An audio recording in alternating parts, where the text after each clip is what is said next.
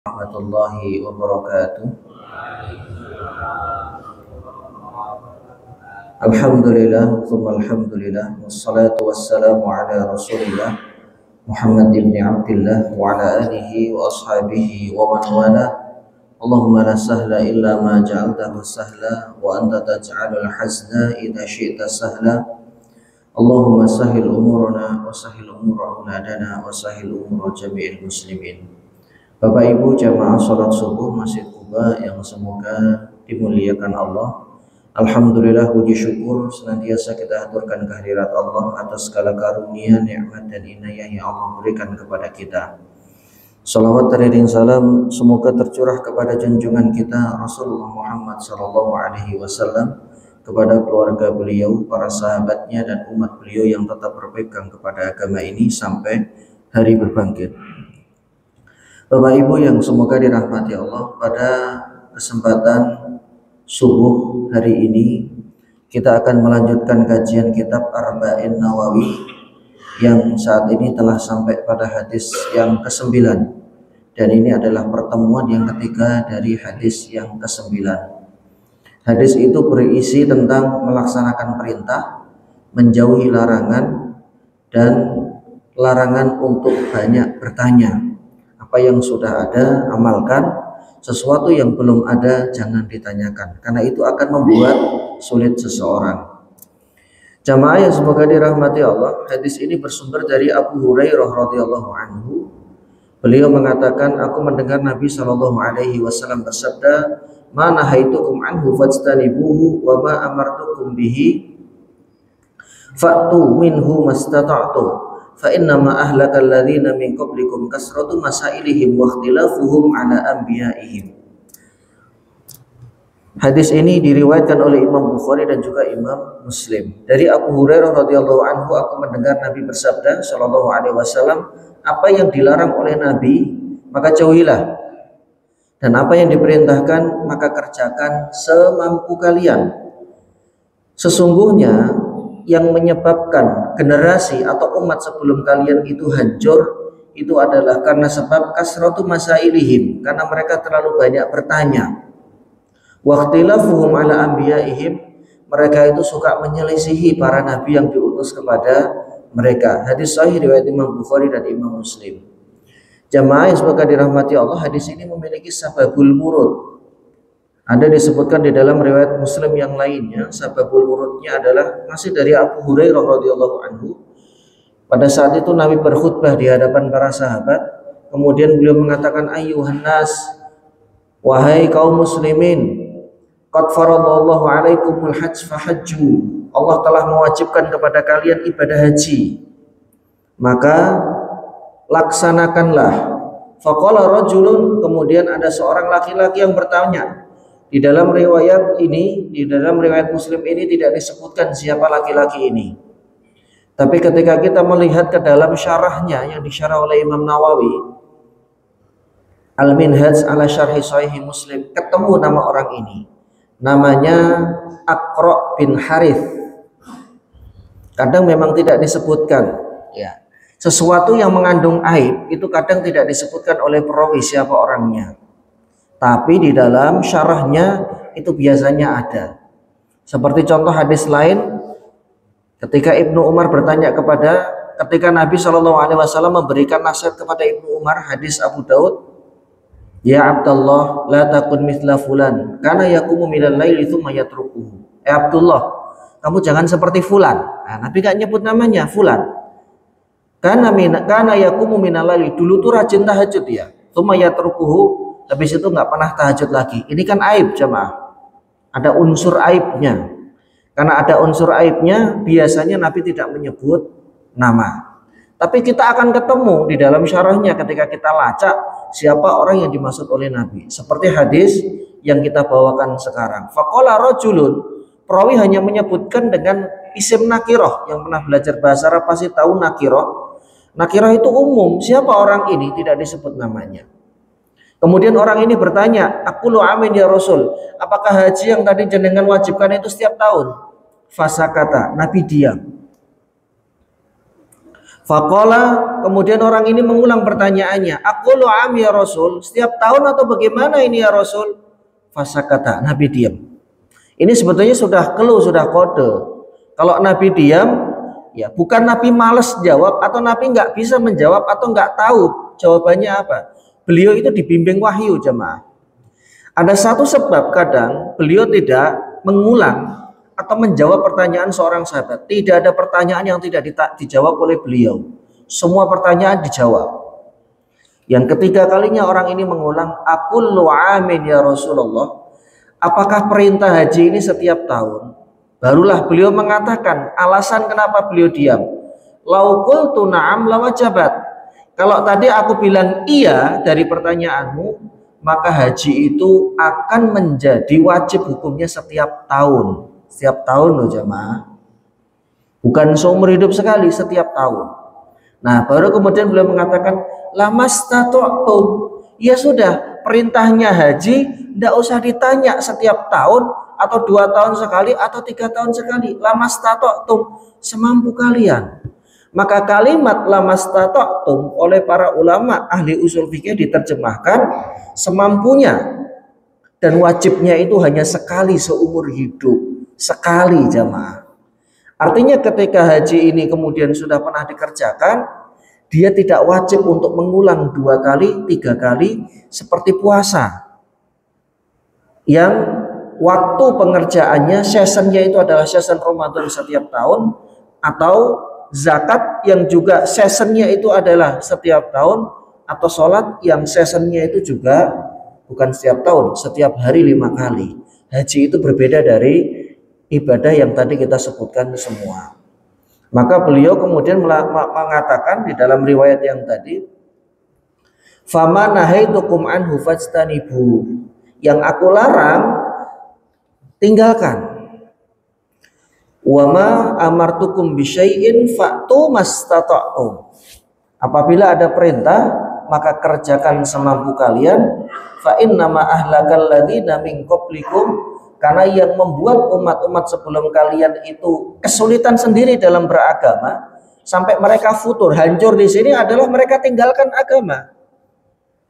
Karena mereka terlalu banyak bertanya. Seperti contohnya Bani Israel. Ketika ada orang yang meninggal dunia, ini ada di Al-Baqarah jamaah di bagian awal. Ada yang meninggal dunia dari orang Bani Israel. Mereka datang kepada Nabi Musa karena mereka tahu Nabi Musa dapat wahyu, dapat berita dari langit. Maka mereka bertanya, ini ada yang meninggal dunia, kita nggak tahu sebab meninggalnya apa. Maka Nabi Musa dapat wahyu, innallaha ya'murukum an tadhbahu baqarah. Allah memerintahkan kepada kalian untuk nyembah sapi. Sapi apa? Terserah. Mau sapi Bali, limusin, apalagi Belgium. Karena perintahnya itu umum, bebas. Mereka nanya lagi, sapi yang kayak gimana? Sapi yang sudah pernah digunakan untuk membajak atau enggak? Ini kan sudah spesifik jamaah. Nah, kemudian turun wahyu lagi. Kemudian mereka tanya lagi, warnanya apa? Apakah sudah pernah melahirkan atau belum? Apakah sudah pernah kawin atau belum? Wah, ini makin repot, makin mengerucut. Terlalu spesifik pertanyaan mereka. Nah, pertanyaan seperti inilah yang tidak perlu dilontarkan kepada seorang nabi. Karena akan mempersulit, dan faktanya betul. Secara spesifik mereka tanyakan, nanti jenengan bisa rujuk di Quran. Ya, bisa dibaca di surah Al-Baqarahnya bagian awal. Ma launuha qala innahu yaqulu innaha baqaratun safraun faqiun launuha tasurrun nadirin. Ada lagi tasurrun nadirin, yang orang itu kalau melihat sapi itu jatuh cinta. Orang lihat sapi jatuh cinta. Saking spesifiknya, ketemulah nun jauh di sana di pelosok desa punya seorang anak yatim. Dan itu adalah harta peninggalan orang tuanya. Bapak ibunya sudah meninggal dunia. Dan mereka berwasiat, sapi ini nggak boleh dijual. Sapi ini tidak disembelih. Kamu kembang biakkan, nak. Kalaupun ada orang yang memaksa ingin membelinya, maka belilah dengan harga emas seberat sapi ini. Uyang kan jemaah? Akhirnya mereka kumpulkan itu emas, ditimbang beratnya sama dengan sapi ini, akhirnya kebeli. Sudah diserahkan kepada Nabi, ya Nabi Musa, kami dapat sapinya. Oh gitu ya, ya sudah, sembelih. Setelah disembelih, hanya diambil sebagian saja. Nah ini nggak disebutkan di bagian paha, di bagian punuknya atau di bagian jeroannya, rincinya memang nggak disebutkan. Nah bagian daging ini kemudian dikeplak itu dipukulkan ke orang yang meninggal dunia. Plek, atas izin Allah dia bangun lagi. Kemudian ditanya, siapa yang membunuhmu? Fulan. Sebab apa? Ini. Habis itu plek, mati lagi. Bengong kan Bani Israil. Gitu doang. Lah iya kan gitu doang. Memang dia mati terus kemudian hidup selamanya gitu, kayak zombie dong jamaah. Karena memang perintahnya itu kan mencari sapi apapun. Dan ini hanya ingin mengetahui ihwal, apa kejadiannya, siapa yang membunuh. Kan penyidik seperti itu. Intinya soal motif, nah itu nanti mereka akan temukan lewat bukti-bukti yang ada. Dan harga yang sudah dibayar adalah emas seberat sapi itu. Dan ini Allah tunjukkan, Allah ceritakan di dalam Al-Quran, ya sifat Bani Israel seperti itu. Umat sebelumnya itu punya kebiasaan demikian. Nanyanya detail, giliran dijelaskan, mundur. Mereka nggak mau ngerjain. Kenapa? Karena ini adalah sesuatu yang berat. Makanya hadis ini menjadi pelajaran buat kita. Nah, hadis ini bisa ditemukan, takhrij itu adalah mengeluarkan atau menyebutkan dari kitab-kitab induk yang ada. Jadi hadis ini disebutkan di dalam kitab induk hadis mana saja. Yang pertama di dalam Sahih Bukhari, nomornya 7220 288. Ini ada semua jamaah, cuman nanti mungkin beda halamannya saja. Makanya saya hanya menulis nomornya. Yang ditulis halamannya hanya sebagian saja. Imam Muslim juga meriwayatkan nomor hadis 1337. Kemudian Imam Malik menyebutnya di dalam Al-Muwatta, Imam Syafi'i di dalam Musnadnya. Kemudian Imam Ahmad Al-Humaidi juga meriwayatkan hadis ini. Imam Abdul Razak juga menyebutkan di dalam Musannafnya. Al-Humaidi, Abdul Razak, ini nama-nama yang tidak familiar di telinga kita. Karena memang bukan perawi yang masyhur. Cuman keilmuannya jenengan jangan tanya. Ini orang-orang hebat di masanya. Hanya perkaranya beliau nggak masuk dalam kategori kutubu tis'ah itu aja. Perawi yang 9. Tapi kalau kita buka biografinya, ini orang-orang hebat di zamannya. Al-Humaidi, apalagi beliau juga seorang ahli tafsir. Imam At-Tirmidzi, An-Nasai, kalau ini kan terkenal. Sering hadis riwayat Imam At-Tirmidzi. Kalau Al-Humaidi tadi, kemudian Imam Abdul Razak, itu jarang orang mendengar. Tapi beliau itu masyhur di kalangan ahli hadis. Kita yang sibuk dan banyak mentelaah hadis, nama-nama beliau tidak asing. Ini adalah para perawi hadis atau ahli hadis yang masyhur, terkenal di masanya secara keilmuan. Abu Ya'la juga tidak terlalu terkenal. Imam Al-Baghawi juga tidak seterkenal dan setenar At-Tirmidzi karena memang bukan perawi yang 9. Dan sekali lagi, semua periwayatan beliau ini membutuhkan tahqiq. Kecuali periwayatan Imam Bukhari dan Imam Muslim yang umat itu sudah sepakat bahwa hadis ini adalah hadis sahih. Ketika diriwayatkan oleh Imam Bukhari seorang diri atau Imam Muslim seorang diri atau beliau bersepakat terhadap satu hadis mengenai kesahihan hadis tersebut. Tapi hadis ini ya derajatnya sahih karena semua jalur itu saling menguatkan dan menyatakan ini adalah hadis sahih.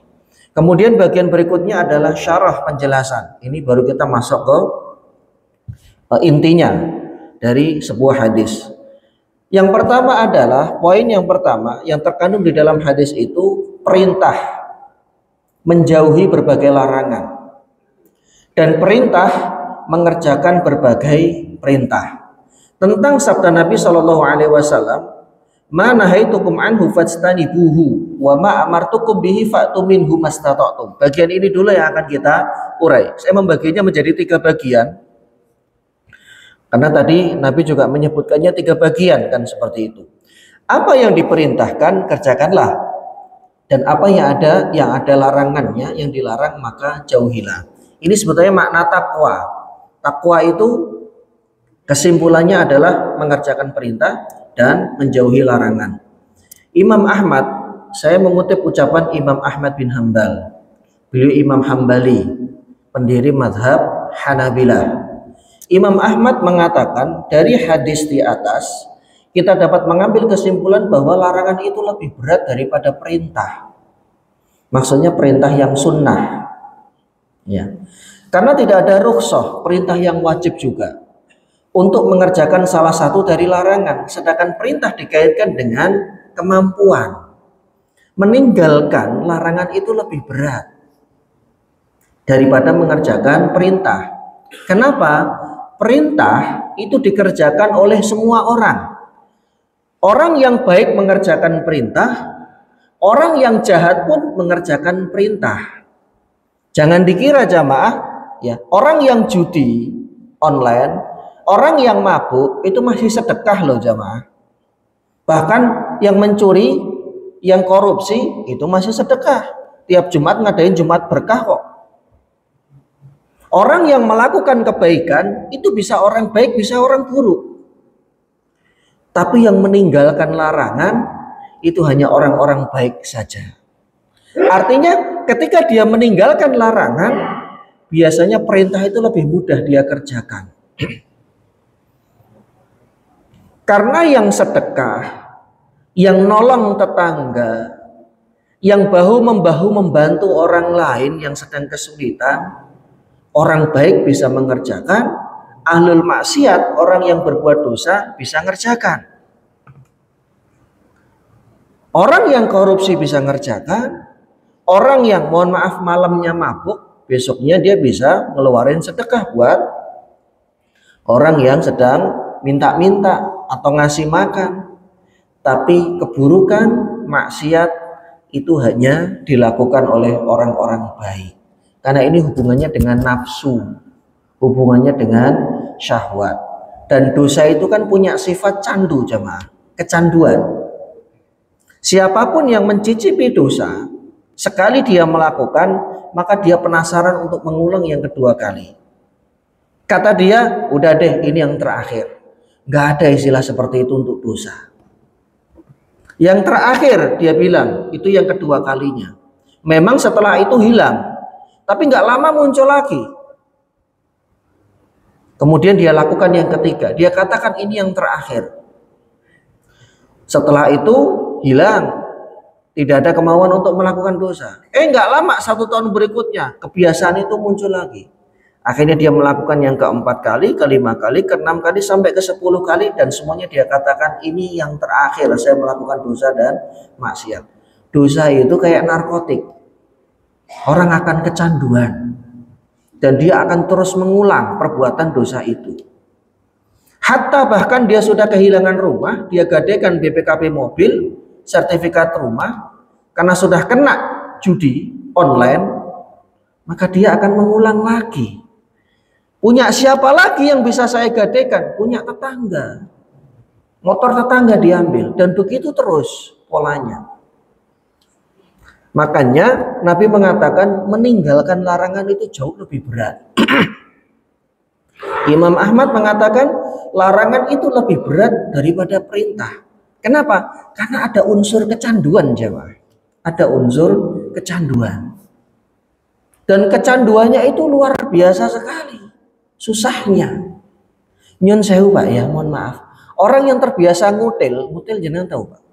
Ngutil itu bahasa Inggris. Ngutil itu ngambil sesuatu tapi nominalnya kecil. Di pasar, belanja buah. Tangannya nggak bisa diem. Apel diambil, 1 dimasukkan ke tas. Belinya buah apa? Belinya buah semangka.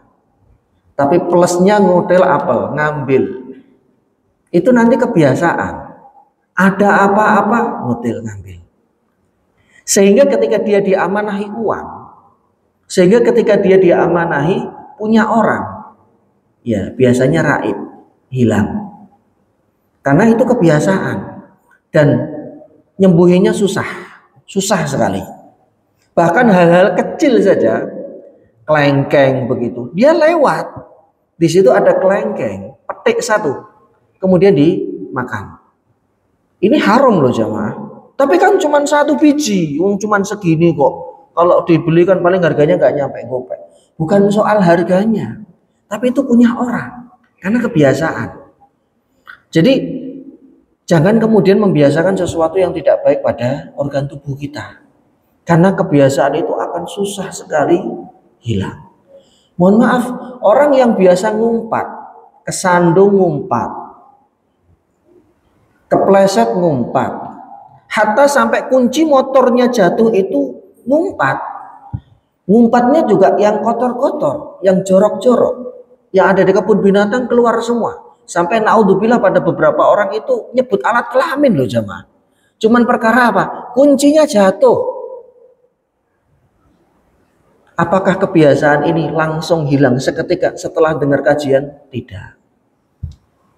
Lama itu hilangnya karena sudah jadi karakter. Dan saya menemukan beberapa orang seperti itu. Lagi beli sesuatu di warung, misalkan air minum, misalkan jajanan, yang dia ambil jatuh, itu spontan loh, refleks dia ngomong, kelamin yang disebut. Atau kadang mohon maaf, yang ada di hutan itu keluar semua hewan-hewan.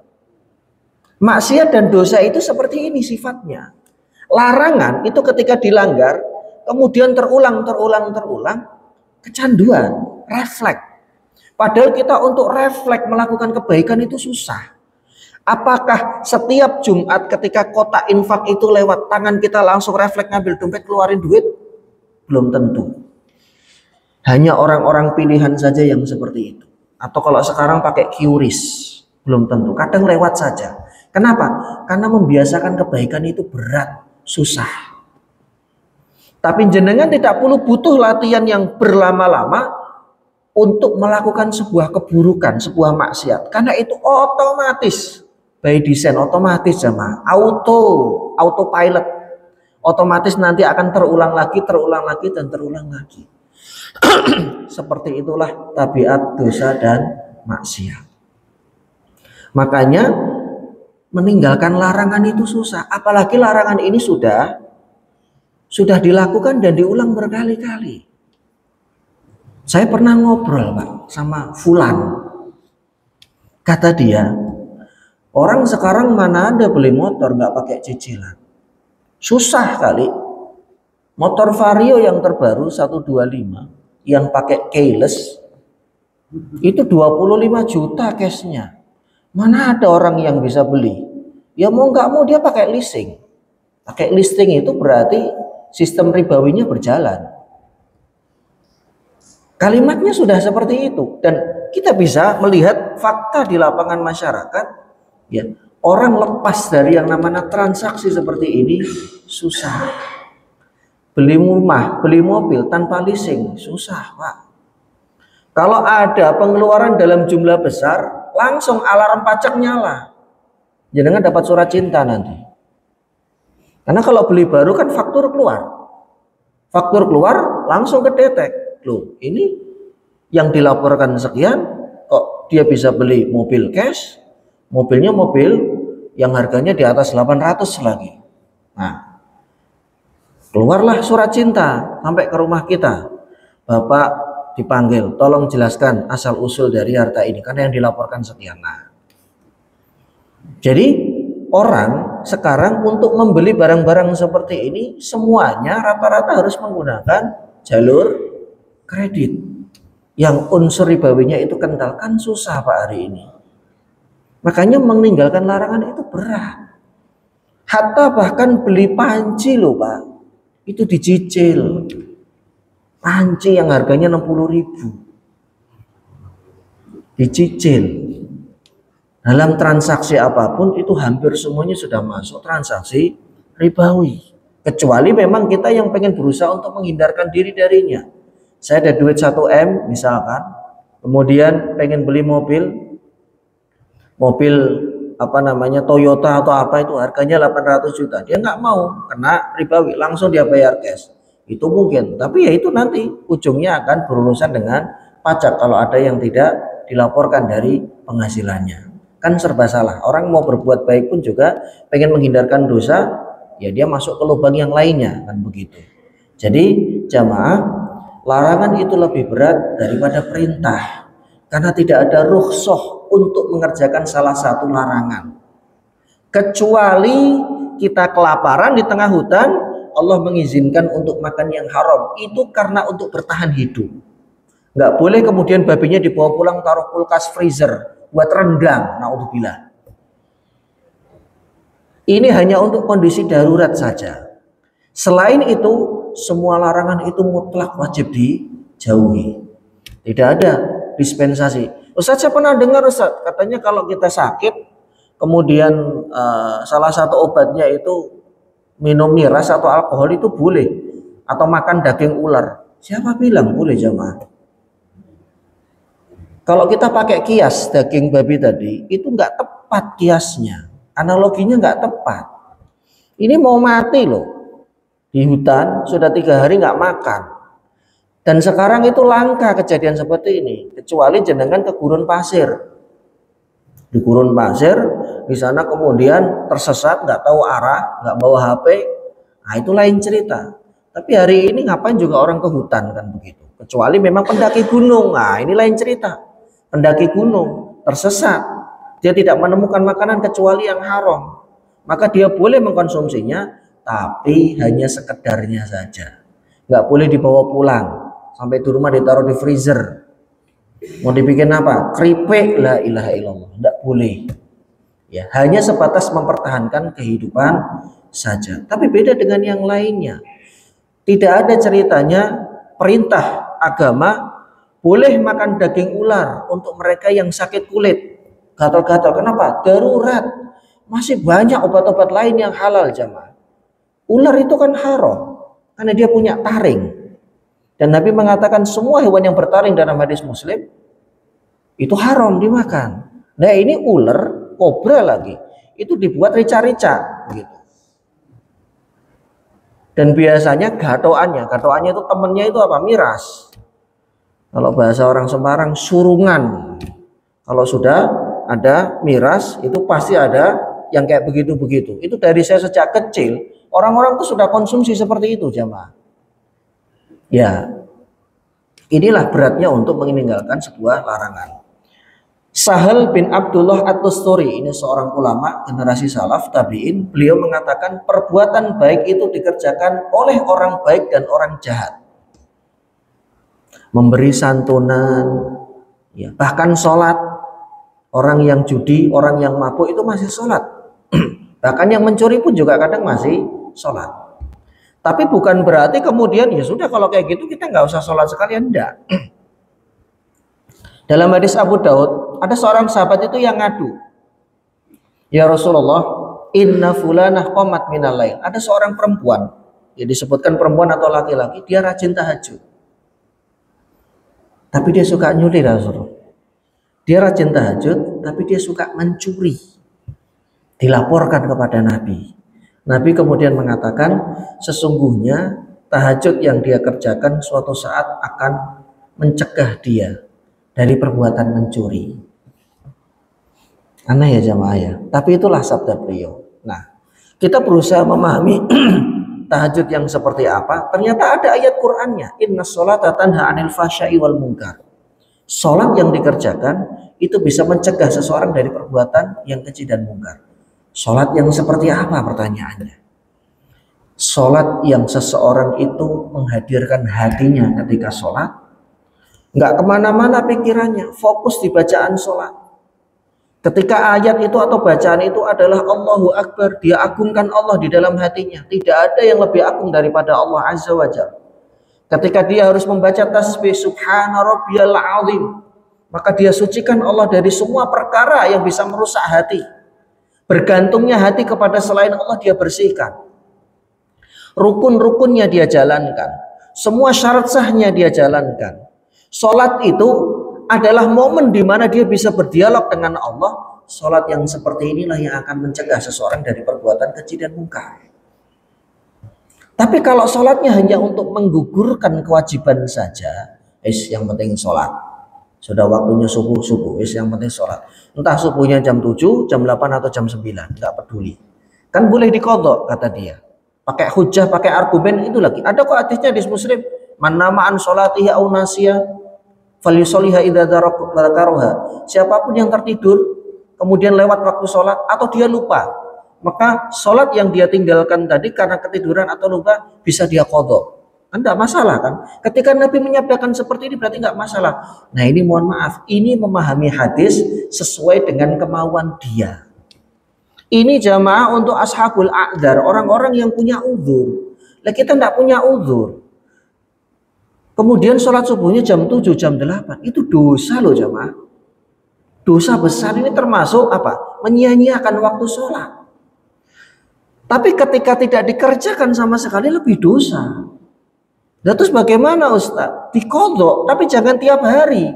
Kalau tiap hari, subuhnya jam 8, ini ajaran baru. Ini ajaran baru kan Pak? Akhirnya yang subuhnya syuruk jam 6 lewat sekian, lewat 5 atau lewat 7, dia kerjakan di jam 8 terus setiap hari.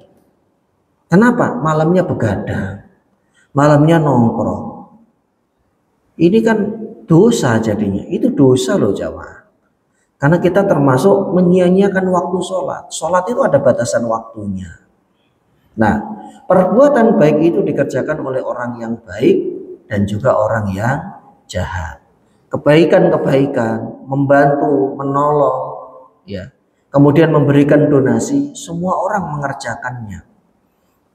Bahkan kadang kemudian membuat dalih, saya mengambil uang masyarakat, tapi kan saya kembalikan lagi ke mereka lewat donasi, lewat Jumat Berkah. Sufyan Ats-Tsauri mengatakan, sesungguhnya Allah tidak menerima dari sedekah yang haram. Sebagaimana kotoran, najis yang ada pada baju tidak bisa juga disucikan dan dibersihkan dengan air kencing, kan begitu. Beliau mengatakan demikian pakai analogi. Baju yang kotor, baju yang kena najis, bagaimana cara mensucikannya? Dengan air yang suci. Dosa dan maksiat yang dilakukan, bagaimana cara mensucikannya? Dengan sedekah dari hasil yang halal. Tapi kalau ini haram, ya, mara'ab dana, kemudian korupsi, kemudian yang penting kan saya kembalikan lagi ke masyarakat. Ini bagaimana ceritanya? Tidak dibenarkan perbuatan seperti ini. Kan yang penting sampai ke masyarakat, bukan yang penting. Makanya Allah itu kan tidak hanya menilai hasil jamaah, tapi proses itu dinilai sama Allah. Prosesnya ini halal atau tidak, prosesnya ini benar atau tidak. Kalau prosesnya benar, walaupun hasilnya belum ketahuan, orang itu tetap mendapatkan pahala kebaikan. Tapi kalau sudah prosesnya salah, ya goalnya benar, tetap tidak bisa dibenarkan dan tidak bisa diterima. Karena ini akan menjadi kekacauan. Dan ini adalah salah satu di antara warning dari Nabi bahwa syubhat yang seperti ini itu berbahaya sekali. Orang menganggap baik perbuatan buruk. Kenapa? Karena ada kabut tebal di dalam hatinya, syubhat, sesuatu yang masih samar-samar, dan dia merasa ketika ini saya berikan kepada masyarakat kan sama saja. Daripada nunggu negara kemudian tidak, mustahil itu tidak masuk ke rekening pribadi jamaah. Mustahil dia tidak menikmati. Makanya perbuatan baik itu dikerjakan oleh orang baik dan juga orang jahat. Sedangkan dosa itu hanya ditinggalkan oleh orang yang benar, oleh orang yang jujur, oleh orang yang baik saja. Disebutkan di dalam Hilyatul Auliya karyanya Syekh Abu Nuaim. Hilyatul Auliya ini banyak bercerita mengenai biografi para ulama. Dan kata-kata mutiara mereka terekam. Dan Hilyatul Auliya ini masih pakai sanad loh Pak. Walaupun tidak panjang sanadnya, tidak seperti hadis. Tapi Abu Nuaim ketika mengutip ucapan seorang ulama dari generasi sebelumnya, dia menggunakan sanad. Beliau masih menggunakan sanad.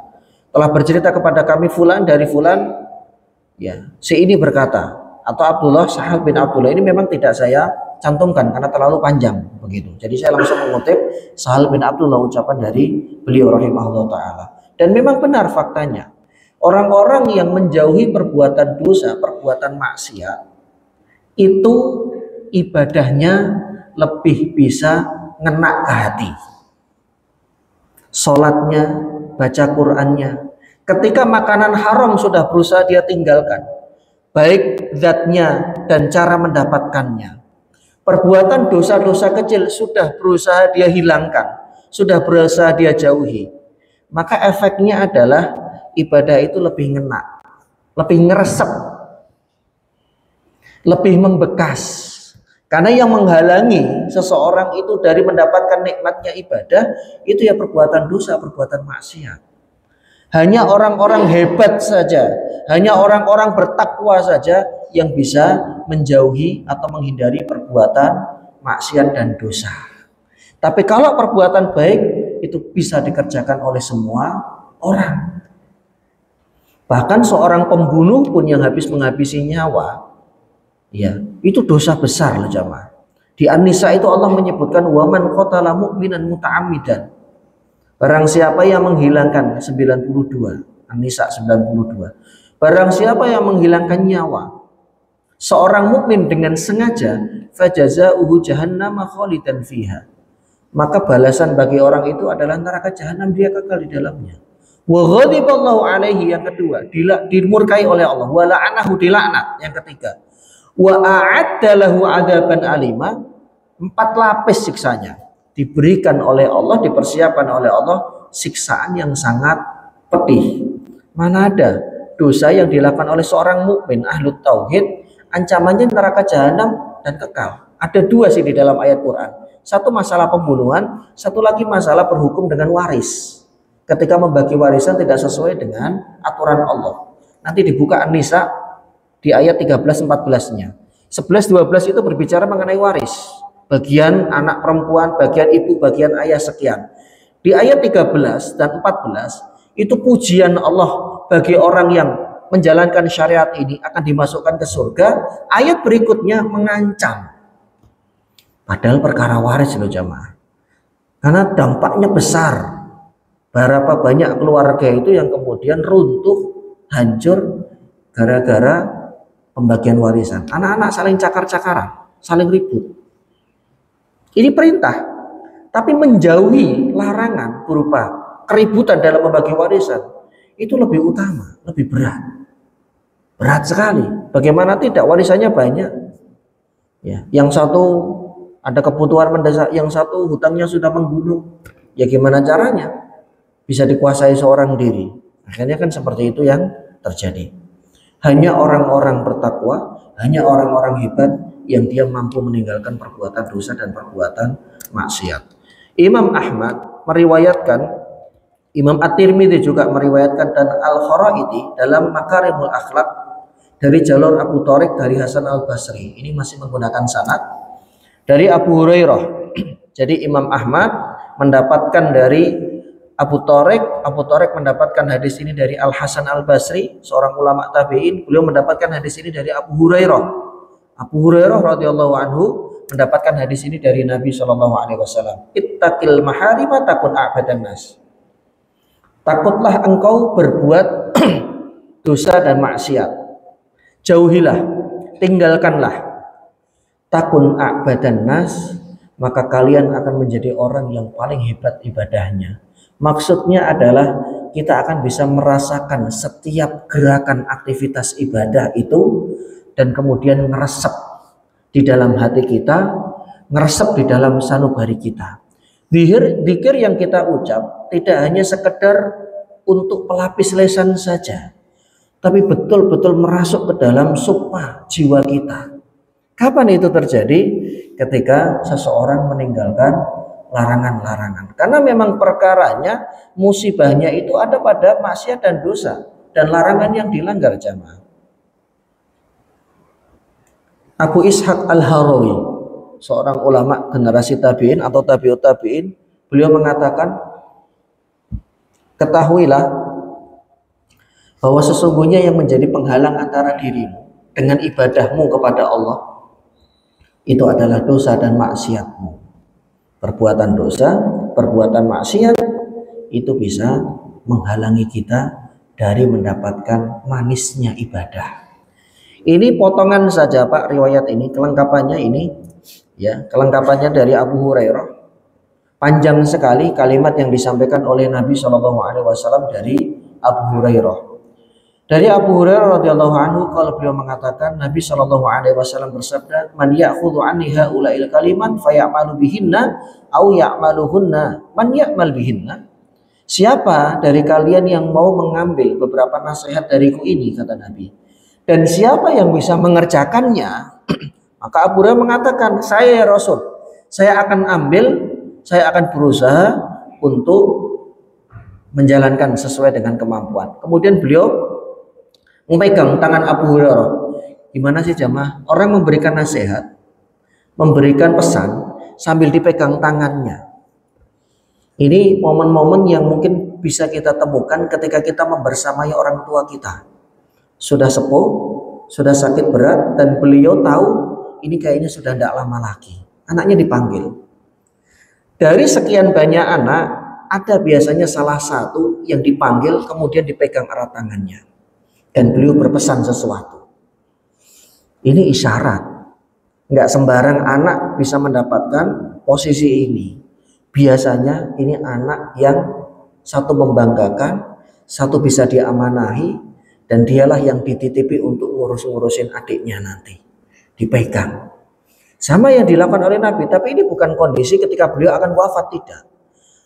Yang ingin saya sampaikan adalah, ini momen krusial. Seseorang ketika memberikan nasihat, sampai dipegang tangannya.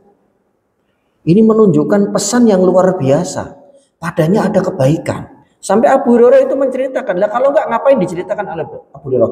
Fa'akhadha biyadiya fa'adda khamsan. Kemudian beliau memegang tangan saya. Kan biasanya orang kalau ngasih nasihat kan face to face. Tapi ketika sambil memegang tangan, ini ada semacam sentuhan secara psikologi, ya. Ini menunjukkan perhatian dari orang yang memberikan nasihat kepada orang yang diberikan nasihat. Dan ini cara nasihati seperti ini itu lebih mengena. Bentuk kasih sayang. Sama kalau mohon maaf anak kita atau cucu kita lagi nangis, lagi susah, mungkin maunya ini maunya itu, kan kita nasihatinya nggak hanya verbal saja, cuma sini leh, dipeluk sama mbahnya sama eyangnya. Kenapa nangis? Wah, itu dia sudah merasa lebih tenang, jiwanya tenang, hatinya tenang karena ada sentuhan. Nah, ini parenting yang diajarkan oleh Nabi, tapi di sini Nabi nggak jelaskan lakukanlah seperti ini, tidak. Kita yang harusnya lebih bisa menggali, karena semua perbuatan beliau itu kan wahyu. Beliau pegang tangan Abu Hurairah. Kemudian beliau menyebutkan 5 hal, ittaqil maharima takun a'badan nas. Yang pertama, jauhilah perbuatan dosa, jauhilah perbuatan yang dilarang. Maka engkau akan menjadi orang yang ibadahnya lebih mengena. Bukankah yang menghalangi kita selama ini dari merasakan manisnya ibadah itu adalah makanan haram yang masuk ke dalam perut kita? Sehebat apapun ibadah kita, kalau penghasilan kita itu penghasilan yang haram, jamaah, gak ada bekasnya, lewat begitu saja. Dan satu syarat diterimanya amal itu kan apa? Memastikan semua yang masuk ke dalam mulut kita itu adalah berasal dari penghasilan yang halal. Makanya ketika fase Mekah, dakwah pertama kali di Mekah, Nabi tidak fokus pada ibadah. Ibadah itu nanti di Madinah. Jangan kalau perhatikan ayat-ayat Quran yang turun di fase Mekah itu yang berkaitan dengan tauhid 3. Tema utama ayat-ayat Quran yang turun di fase Makkiyah itu ada 3. 1 tema tauhid, akidah. Mengenalkan Allah, janji-janji Allah, kemudian keagungan Allah. Karena ini yang dibutuhkan oleh para sahabat ketika mendapatkan tekanan yang luar biasa dari kaumnya. Yang kedua, ayat atau surah yang berbicara mengenai hari akhir, Al-Qari'ah, wa ma adraka mal qari'ah. Ini kan Makkiyah. Bapak bisa cek nanti di Quran. Idza syamsu kuwirat wa idzan nujumu kadarat. Ini Makkiyah, at-takwir. Dan ayat-ayat yang berkaitan dengan hari kiamat, berkaitan dengan hari pembalasan, surga dan neraka, itu rata-rata turunnya di Mekah, Makkiyah. Satu lagi, ayat-ayat yang berkaitan dengan halal dan haram. Karena Nabi ingin generasi yang dididik pertama kali di Mekah ini bagus keimanannya kepada Allah, tawakalnya tinggi. Yang kedua punya rasa takut ketika melakukan sesuatu keburukan, ada balasannya di akhirat dan kalian nanti akan dibangkitkan semua. Yang ketiga adalah Nabi ingin perut dari generasi pertama yang mendapatkan tarbiyah di Mekah ini hanya diisi dengan penghasilan yang halal saja. Karena ini menjadi sumber petaka ketika yang masuk adalah penghasilan yang halal. Orang yang banyak melakukan perbuatan dosa besar, sholat yang dia kerjakan itu, dia merasakan, saya sholat, tapi kok nggak meresep ya. Saya Ramadan puasa, tapi kok nggak meresep ya. Kayak Ramadan itu berlalu begitu saja. Berat banget mau ke masjid tarawih, berat banget mau kota infak lewat ngeluarin, berat banget mau baca Quran. Bisa jadi ada larangan yang dilanggar. Karena Nabi memberikan jaminan siapapun yang menghilangkan atau menjauhi dari perbuatan dosa, meninggalkan larangan, ya, maksiat, dosa dan larangan, maka dia akan mendapatkan dan merasakan manisnya ibadah. Sufyan Ats-Tsauri mengatakan seseorang itu akan terhalang dari qiyamul lail, salat malam, disebabkan karena dosa yang dia perbuat, yang dia lakukan. Dosa itu menghalangi seseorang dari berbuat baik, jamaah. Berat. Makanya kadang kita temukan di musim-musim amal semacam Ramadan, kaum muslimin semangatnya luar biasa di awal. Karena terbawa euforia Ramadan. Nah, setelahnya 5 hari, 10 hari, yang tersisa adalah mereka orang-orang yang hampir jarang melakukan dosa dan maksiat. Dosa kitalah yang membelit kita. Dosa kitalah yang membuat kita berat untuk melakukan ketaatan dan amal soleh. Karena ini nggak bisa dipisahkan dari kehidupan seseorang. Orang yang banyak melakukan perbuatan dosa dan maksiat, maka efeknya adalah ketaatan itu berat dia lakukan. Ketaatan itu akan rasanya malas banget. Karena itulah beliau berpesan, jauhi sesuatu yang dilarang, maka ibadah kalian akan ngeresep. Jadi ini adalah jawaban dari setiap munajat kita. Kenapa ya? Kok hambar? Kenapa baca Quran kok saya nggak merasakan nikmatnya kalamullah ini? Kenapa dan kenapa? Bisa jadi ada perbuatan yang terlarang yang masih kita lakukan sampai hari ini. Tapi ketika ini kemudian kita taubatkan kepada Allah, kita hilangkan sedikit demi sedikit, kemudian kita jauhi, maka manisnya ibadah itu sudah mulai terasa. Nikmat, nyaman. Kalau lagi Ramadan itu kan biasanya ada qiyamul lail di 10 hari terakhir. Itu nggak sembarang orang bisa ngelakuin, jamaah, apalagi bacaannya sampai panjang. Apa yang membuat seseorang itu bisa bertahan lama di tempat sholat, dengan sholatnya, di majelis-majelis? Salah satunya adalah indikasi dosa dan maksiat itu dia tinggalkan. Karena itulah yang membuat kita berat untuk berada di tempat-tempat yang baik dan melakukan aktivitas kebaikan. Ketika aktivitas kebaikan, baca Quran kita kuat berjam-jam, 2 jam, 3 jam, berdiri untuk qiyamul lail 2 jam, 3 jam, 1 juz, 2 juz kita kuat. Ini tanda kebaikan. Artinya yang membuat hati itu berat untuk melakukan kebaikan itu dosa. Ketika dia bisa berdiri lama untuk melakukan kebaikan, ketaatan, bisa jadi indikasi bahwa dosa dan maksiat itu sudah minim dilakukan. Mudah-mudahan itu benar adanya. Kemudian beliau melanjutkan, warda bima qasamallahu laka takun aghnan nas. Kalau diterjemahkan dalam bahasa Inggris, narimo ing pangdum. Narimo ing pandum. Apa itu artinya, coba? Nah, itu tadi. Terimalah apa yang Allah berikan, syukurilah, maka engkau akan menjadi orang yang paling kaya. Masalah kita itu adalah pemberian Allah itu nggak pernah cukup. Alhamdulillah dapatnya segini. Alhamdulillah dikasih sama Allah segini. Walaupun angkanya lebih kecil daripada hari sebelumnya, dia tetap bersyukur. Mah, ini dapatnya segini. Bisa ndak? Cukup ndak? Insya Allah cukup. Padahal angkanya berkurang dari kemarin. Besoknya lagi, mah ini dapatnya segini. Padahal lebih berkurang lagi, cukup nggak? Cukup. Betul, Allah cukupkan jamaah. Ya. Ada orang yang ketika dia belum menikah masih single, gajinya di atas UMR.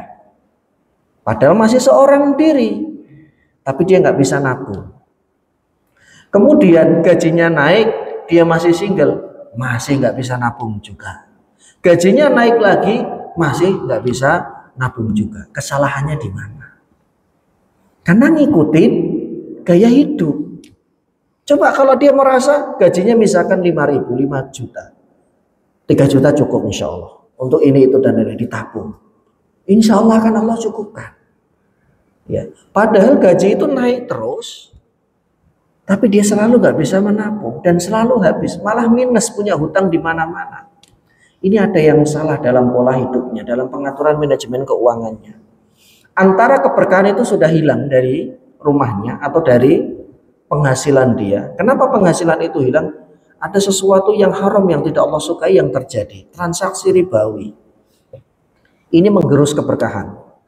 Keberkahan itu bisa hilang dan kurang terus. Padahal angkanya cukup besar. Tanggungannya tidak terlalu banyak. Maka syukurilah yang sedikit, kita akan menjadi orang yang paling kaya. Wa ahsin ila jarika takun mu'minan. Berbuat baiklah kepada tetanggamu. Islam itu memperhatikan sampai urusan kecil. Berbuat baik itu maksudnya bagaimana? Tidak mengganggu mereka. Jadi nyun sewu Pak ya, mohon maaf. Kalau tetangganya lagi ngerenov, mohon maaf sekali lagi, ini sensitif sekali. Mungkin tetangganya nggak berani ngomong, nggak enak, saya yang ngomong. Lagi ngerenov, semua kita punya hak untuk ngerenov rumah, kita keganggu. Ya berikanlah toleransi. Iya, saya juga suatu saat ngerenov. Tapi alangkah lebih baiknya ngomong. Kalau nggak berani, minta tolong ke Pak RT. Pak RT, saya mau ngerenov. Saya minta dijembatani ketemu Pak Fulan. Oh iya, Pak, saya mau izin Pak. Kalau nanti Bapak terganggu, mohon maaf.